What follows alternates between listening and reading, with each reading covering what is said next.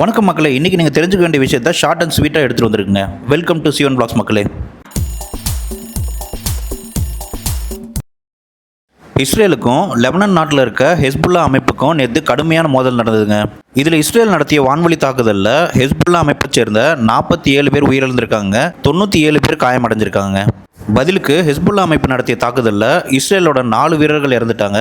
இந்த 2 நாட்டுக்கும் நடுவில் கடுமையாக போர் போயிட்டு இருக்க இந்த சூழ்நிலையில் அமெரிக்கா தலையிட்டு 2 நாடுகளுக்கும் இடையே பேச்சுவார்த்தை நடத்தி அடுத்த 60 நாளைக்கு தற்காலிகமாக இந்த போரை நிறுத்தியிருக்காங்க. இதில் ஹெஸ்புல்லான்னு சொல்லப்படுற இந்த அமைப்பு லெபனான் நாட்டில் அமைந்திருக்க ஒரு அரசியல் கட்சி மற்றும் ஆயுதப்படை அமைப்புங்க.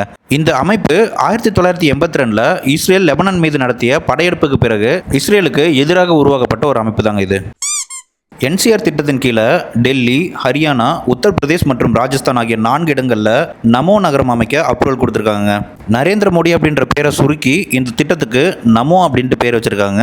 இந்த 4 நகரங்களையுமே லேட்டஸ்ட் டெக்னாலஜியில் கிரீன்ஃபீல்ட் ஸ்மார்ட் சிட்டிஸாக உருவாக்க திட்டமிட்டிருக்காங்க. இந்த திட்டத்தோட முக்கிய அம்சங்களை பார்த்தலாம் நண்பர்களே. இது வரைக்கும் என்சிஆர் ரீஜனில் டெவலப் ஆகாத இடங்களை தேர்வு செஞ்சு புதிய நகரங்களை உருவாக்குறாங்க. இந்த நகரங்களை சுற்றி வீடுகள், அலுவலகங்கள், வணிக வளாகங்கள், பொழுதுபோக்கு மையங்கள் இவை அனைத்தும் உருவாக்கப்படும். மத்திய அரசாங்கம் 1000 கோடி ரூபாய் மானியத்தை சேர்த்து மொத்தம் 5000 கோடி ரூபாய் நிதி கொடுக்கறதா அறிவிச்சிருக்காங்க. இதில் ஒவ்வொரு மாநிலமும் என்சிஆர் ரீஜனை சுற்றி 3 இடங்களை தேர்ந்தெடுப்பாங்க.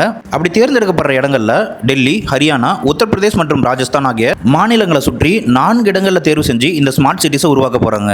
என்சிஆர் ரீஜனில் 7.5 கோடியாக இருக்கிற மக்கள் தொகை 2041க்குள்ள 15 கோடியாக மாறும்னு கணக்கிட்டிருக்காங்க. டெல்லி மற்றும் என்சிஆர் பகுதிகளில் ஏற்கனவே நிலப்பரப்பு மிக குறைவாக இருப்பதாலும் மேலும் வருங்காலத்தில் மக்கள் தொகையை சமாளிக்கும் வகையில் இந்த திட்டத்தை அறிவிச்சிருக்காங்க. ஏற்கனவே நொய்டா, குர்கான் ஆகிய நகரங்களில் மக்கள் நெரிசல் ரொம்ப அதிகமாக இருக்கிறதுனால அதை சமாளிக்கிற வகையில் இந்த திட்டத்தை அறிவிச்சதா சொல்லியிருக்காங்க.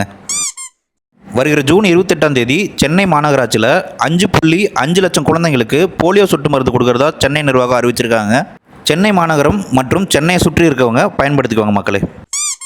இது வரைக்கும் வீடியோ பார்த்ததுக்கு நன்றி மக்களே. சேனலை சப்ஸ்கிரைப் பண்ணிக்கோங்க. உங்கள் கருத்துக்களை கமெண்ட்டில் சொல்லுங்கள். நன்றி, வணக்கம், பாய்.